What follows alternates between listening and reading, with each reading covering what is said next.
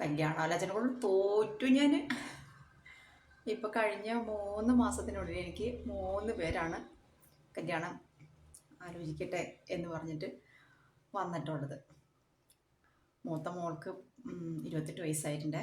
രണ്ടാമത്തെ കുഞ്ഞിനാണെങ്കിൽ 22 വയസ്സായിട്ടുണ്ട്. എനിക്ക് 2 പേരക്കുട്ടികളുണ്ട്. മൂത്ത ആൾ മോന് 4 വയസ്സാവണു. ഈ മാസം 4 വയസ്സ്. പിന്നെ രണ്ടാമത്തെ മോളാന്ന് വെച്ചിട്ടുണ്ടെങ്കിൽ 6 മാസം ഗർഭിണിയാണ്. അപ്പോൾ ആരെയും കുറ്റം പറഞ്ഞിട്ട് കാര്യമില്ലേ, സ്വാഭാവികമായിട്ടും ചോദിച്ചു പോകും. കാരണം യൂട്യൂബ് തുടങ്ങുന്നതിന് മുമ്പ് എൻ്റെ ഒരു കോലം എന്ന് പറഞ്ഞാലേ, ചുമ്മാ കിട്ടുന്ന സാരിയൊക്കെ എടുത്ത് ജോലിക്ക് പോവുക, സാരിക്ക് മാച്ച് ചെയ്യുന്ന ബ്ലൗസ് ആയിരിക്കില്ല, കണ്ണാടി നോക്കാറില്ല, പൊട്ട് തൊടാറില്ല, വീട്ടിലിടുന്ന ഡ്രസ്സാണെങ്കിൽ തന്നെ ഞാൻ ഈ യൂട്യൂബ് തുടങ്ങിയ സമയത്ത് എൻ്റെ നൈറ്റുകളൊക്കെ കണ്ടാൽ തന്നെ നിങ്ങൾക്കറിയാം, ഒരു ശ്രദ്ധയില്ലാണ്ട് ആയിരുന്നു ഞാൻ. പക്ഷേ യൂട്യൂബ് തുടങ്ങിയതിന് ശേഷം ഞാൻ ആളുകളുടെ മുന്നിൽ ഞാൻ എന്നെ തന്നെ പറയുകയാണെങ്കിൽ തന്നെ ഞാൻ ആകെ മാറി. ഒരിത്തിരി ഗ്ലാമർ എന്നൊക്കെ പറയാൻ പറ്റുമെന്ന് എനിക്കറിയില്ല കേട്ടോ. എന്നാലും ഞാനിത്തിരി അത് വേണ്ട, ആ വാക്ക് വേണ്ട, ഇത്തിരി സുന്ദരിയായിട്ടൊക്കെ നടക്കാൻ ശ്രമിക്കുന്നുണ്ട്. കാക്കയ്ക്കുണ്ടാവുമല്ലോ അതിൻ്റേതായ സൗന്ദര്യം. അതുകൊണ്ട് ഞാൻ അങ്ങനെ ഉദ്ദേശിച്ച് പറഞ്ഞ കേട്ടോ.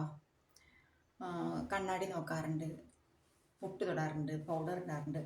ഏറ്റവും നിർബന്ധം എനിക്ക് എൻ്റെ കണ്ണുകൾ എഴുതുക എന്നുള്ളതാണ്. അത് പരമാവധി ഞാൻ ചെയ്യാറുണ്ട്. കുളി കഴിഞ്ഞാൽ കണ്ണെഴുതുക എന്നുള്ളൊരു ശീലം പണ്ട് തൊട്ടേ ഉണ്ട്. പക്ഷേ അത് ചെയ്യാത്ത കാലങ്ങളുമുണ്ട്. ഞാൻ ആദ്യം ജോലി ചെയ്തിരുന്ന സ്ഥലത്തെ ആളുകളൊക്കെ എന്നെ വിചാരിച്ചിരുന്നത് ഞാനൊരു ക്രിസ്ത്യൻ ആണെന്നാണ്. പക്ഷെ ഞാനൊരു ഹിന്ദുവാണ്. നല്ല ഒരു പാരമ്പര്യ കുടുംബത്തെ അംഗമാണ് ഞാൻ. അപ്പോൾ പക്ഷേ സാഹചര്യങ്ങൾ നമ്മളെ പൊട്ടുതൊടാനോ നല്ല ഡ്രസ്സ് ധരിക്കണം എന്നുള്ള ഒരു മനസ്സിൻ്റെ ഒരു അതൊന്നും സാധിക്കാനുള്ള സാഹചര്യങ്ങളും ഉണ്ടായിരുന്നില്ല. ഞാൻ പല ചാനലുകളിലും എൻ്റെ അവസ്ഥയെക്കുറിച്ച് പറഞ്ഞിട്ടുണ്ട്. വെറും 5600 രൂപ ഉള്ള സമയത്ത് ഞാൻ എൻ്റെ മക്കൾക്ക് ഞാൻ മാത്രം ആശ്രയം എന്നുള്ളൊരവസ്ഥയിലേക്ക് വരികയും പിന്നെ ജോലി രാജിവെക്കാൻ പോകും. അവിടുത്തെ എൻ്റെ മേലുദ്യോഗസ്ഥർ എനിക്കൊരു വർഷത്തെ ലീവ് അനുവദിച്ചു. കാരണം വേറെ എന്ത് വർക്ക് ചെയ്താലും അത് സക്സസ് ആയില്ല എങ്കിൽ തിരിച്ചു വരാനായിട്ട് ഇതിവിടെ കിടന്നോട്ടെ എന്ന് പറഞ്ഞ്.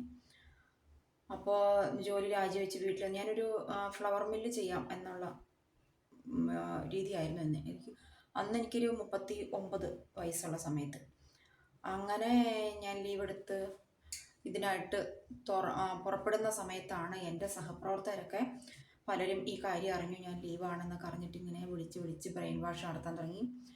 ഇതിൽ നിന്ന് എന്തോ കാര്യമായിട്ട് കിട്ടുമെന്നുള്ള രീതിയിൽ പിന്നെ ഞാൻ തിരിച്ചു വന്ന് ഇതുവരെയായിട്ടും ഞാൻ മാത്രമല്ല, ഈ അംഗൻവാടി പ്രവർത്തകരാരും കരകയറിയ ഒരു ചരിത്രമില്ല. അല്ലെങ്കിൽ അവർക്ക് പിന്നില്ലാത്ത പോലത്തെ ഒരു സപ്പോർട്ട് ഉണ്ടാവും കുടുംബത്ത്. അപ്പോൾ ഈ ചെയ്യുന്ന തൊഴിൽ കിട്ടുന്ന സാലറി ബാലൻസ് ആവും.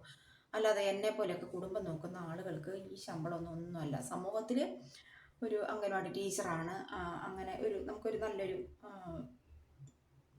പോസ്റ്റ് ഉണ്ട്. അത് ഒഴിച്ച് നമുക്കൊന്നും ജീവിതത്തിൽ ഈ തൊഴിലിൽ നിന്നും നേടാൻ പറ്റില്ല. നല്ല കുറേ ബന്ധങ്ങളും പിന്നെ കുറേ അറിവുകളൊക്കെ കിട്ടിയിട്ടോ. അങ്ങനെ അതുപോലെ അപ്പം ഞാനിപ്പോൾ ഈ യൂട്യൂബ് തുടങ്ങിയപ്പം കണ്ണെഴുതാനും പൊട്ടുകുത്താനും മുഖത്തൊരൽപ്പം പൗഡർ ഇടാനും ഇടയ്ക്കിടയ്ക്കൊക്കെ പുരുകൊന്ന് ഷേപ്പ് വരുത്താനും ഒക്കെ ശ്രദ്ധിച്ചിട്ടുണ്ട്. അപ്പോൾ എൻ്റെ ഈ മാറ്റം കണ്ടിട്ട് പലരും വിചാരിച്ചു, അവൾ ഇനി ഒരു പുതിയ ജീവിതത്തിലേക്ക് കടക്കാനാണോ, അതോ ഇനി അങ്ങനെ എന്തെങ്കിലും ഒക്കെ കണ്ടുവച്ചിട്ടുണ്ടോ, ഇങ്ങനെയുള്ള പല പല സംശയങ്ങളും ഒക്കെ വന്നതിൻ്റെ ഭാഗമായിട്ടാണ് ഞാനിപ്പോൾ ഈ കാര്യങ്ങളൊക്കെ നിങ്ങളുടെ മുന്നിൽ പറയുന്നത് കേട്ടോ. അപ്പം എൻ്റെ വീഡിയോ കാണുന്ന ആളുകളൊക്കെ തന്നെയാണ് എന്നോട് ഇങ്ങനെ സംസാരിച്ചിരിക്കുന്നത്.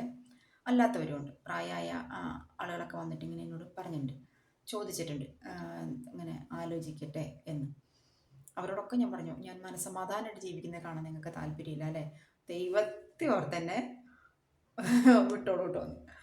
അപ്പോൾ അത് ഞാൻ പറഞ്ഞു വരുന്നത്, എനിക്ക് എൻ്റെ ലോകം എന്ന് പറഞ്ഞാൽ ഞാൻ എന്നും ജീവിക്കുന്നത് എൻ്റെ 2 മക്കൾ, ഇപ്പം അവർക്ക് 2 ഭർത്താക്കന്മാർ, പിന്നെ എനിക്ക് ഒരു പേരക്കുട്ടി ഇപ്പം എൻ്റെ കൈകളിലുണ്ട്, അവനിപ്പോൾ ഇവിടെ കിടന്ന് ഉറങ്ങാണ്. പിന്നെ എൻ്റെ മോള് പ്രഗ്നൻ്റാണ്. ഇതാണ്. പിന്നെ എൻ്റെ ചേച്ചിയുടെ മോള് എൻ്റെ താഴെ ആങ്ങള, കുടുംബം, ഇതൊക്കെയാണ് എൻ്റെ എൻ്റെ ലോകം. ഇതൊക്കെയാണ് എൻ്റെ ലോകം. ഇവർക്കൊക്കെ വേണ്ടിയിട്ടാണ് ഞാൻ ജീവിക്കുന്നത്. അപ്പോൾ ഇനി ആരെങ്കിലും വിവാഹം ആലോചിക്കുന്നുണ്ടെങ്കിൽ അത് വേണ്ടാന്ന് പറയാൻ വേണ്ടിയിട്ടാണ് കേട്ടോ ഞാൻ ഇപ്പോൾ ഈ ലൈവ് ചെയ്യുന്നത്.